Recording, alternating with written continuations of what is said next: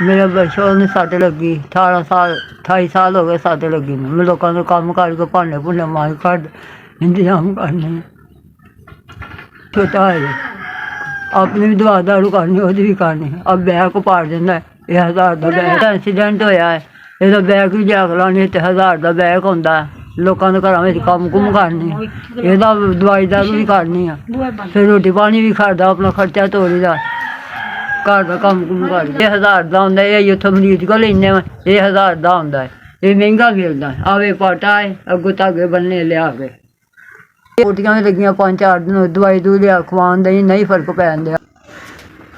आ तुसीं पैसे घल्ले 5000 रुपया ये ही हुण दवाई दारू करना अल्लाह मियां तुहानूं जिंदगी देवे तंदरुस्ती दे बड़ी बड़ी उम्र होवे तुहानूं बहुता बहुता अल्लाह देवे तुहानूं बच्चों नूं नेकी रस्ते लावे खैर खाना सही सलामत होन कारोबार दे विच बरकत पावे जिंदगी तंदरुस्ती देवे तुहाडी कमाई दे विच बरकत पावे।